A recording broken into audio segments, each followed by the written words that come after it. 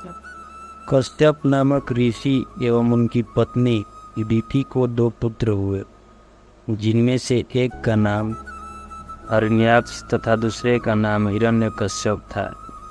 हिरण्याक्ष को भगवान विष्णु ने पृथ्वी की रक्षा हेतु वराह रूप धरकर मार दिया था। अपने भाई की मृत्यु से दुखी और क्रोधित हिरण्यकश्यप अपने भाई की मृत्यु का प्रतिशोध लेने के लिए अजय होने का संकल्प किया। सहस्त्रों वर्षों तक इसने कठोर तप किया। इसकी तपस्या से प्रसन्न होकर ब्रह्मा जी ने उसे अजय होने का वरदान दिया। वरदान प्राप्त करके इसमें स्वर्ग पर अधिकार कर लिया, लोकपालों को मारकर भगा दिया और स्वतः संपूर्ण लोकों का अधिपति हो गया। देवता निरुपाय हो गए थे। वे असुर हिरण्यकश्यप को इसी प्रकार से पराजित नहीं कर सकते थे। ब्रह्मा जी की हिरण्यकश्यप कठोर तपस्या करता है। इसकी तपस्या से प्रसन्न होकर ब्रह्मा जी वरदान देते हैं कि उसे न कोई घर में मार सके, न बाहर, न अस्त्र से और न शस्त्र से, न दिन में मरे न रात में, न मनुष्य से मरे न पशु से, न आकाश में न पृथ्वी में। इस वरदान के बाद हिरण्यकश्यप ने प्रभु भक्तों पर अत्याचार करना शुरू कर दिया। लेकिन भक्त प्रहलाद के जन्म के बाद हिरण्यकश्यप उसकी भक्ति से भयभीत हो जाता है। उसे मृत्यु लोक पहुंचाने के लिए प्रयास करता है। इसके बाद भगवान विष्णु भक्त प्रहलाद की रक्षा के लिए नरसिंह अवतार लेते हैं और हिरण्यकश्यप का वध कर देते हैं।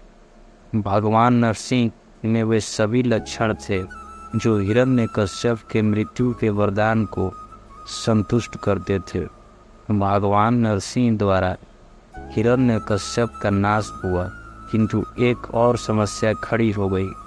भगवान नरसिंह इतने क्रोध में थे कि लगता था जैसे वे प्रत्येक गाड़ी का संहार कर देंगे। यहाँ तक कि स्वयं प्रहलाद के क्रोध को शांत करने में विफल रहा। सभी देवता भयभीत हो भगवान ब्रह्मा की शरण में गए। परम पिता ब्रह्मा उन्हें लेकर भगवान विष्णु के पास गए और उनसे प्रार्थना की कि वे अपने अवतार के क्रोध शांत कर लें, किंतु भगवान विष्णु ने ऐसा करने में अपनी असमर्थता जतलाई। भगवान विष्णु ने सबको भगवान शंकर के पास चलने की सलाह दी।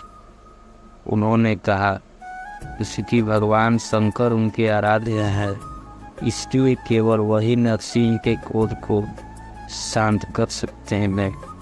और कोई उपाय न देखकर सभी भगवान शंकर के पास पहुँचे। देवताओं के साथ स्वयं परम पिता ब्रह्मा और भगवान विष्णु के आग्रह पर भगवान शिव नरसिंह का क्रोध शांत करने उनके समक्ष पहुँचे, किंतु उस समय तक भगवान नरसिंह का क्रोध सारी सीमाओं को पार कर गया था। साक्षात भगवान शंकर को सामने देखकर भी उनका क्रोध शांत नहीं हुआ, बल्कि वे स्वयं भगवान शंकर पर आक्रमण करने दौड़े। उसी समय भगवान शंकर ने एक विकराल ऋषभ का रूप धारण किया और भगवान नरसिंह को अपनी पूंछ में लपेटकर शीतल पाताल में ले गए। काफ़ी देर तक भगवान शंकर ने भगवान नरसिंह को वैसे ही अपने पूंछ में जकड़ कर रखा। अपनी सारी शक्तियों और प्रयासों के बाद भी भगवान नरसिंह उनकी पकड़ से छूटने में सफल नहीं हो पाए। अंत में शक्तिहीन होकर उन्होंने ऋषभ रूप में भगवान शंकर को पहचाना और तब उनका क्रोध शांत हुआ। इसे देखकर भगवान ब्रह्मा और विष्णु के आग्रह पर ऋषभ रूपी भगवान शंकर ने उन्हें मुक्त कर दिया। इस प्रकार देवताओं और प्रहलाद के साथ साथ सभी सतपात्रों को 2 महान अवतारों के दर्शन हुए।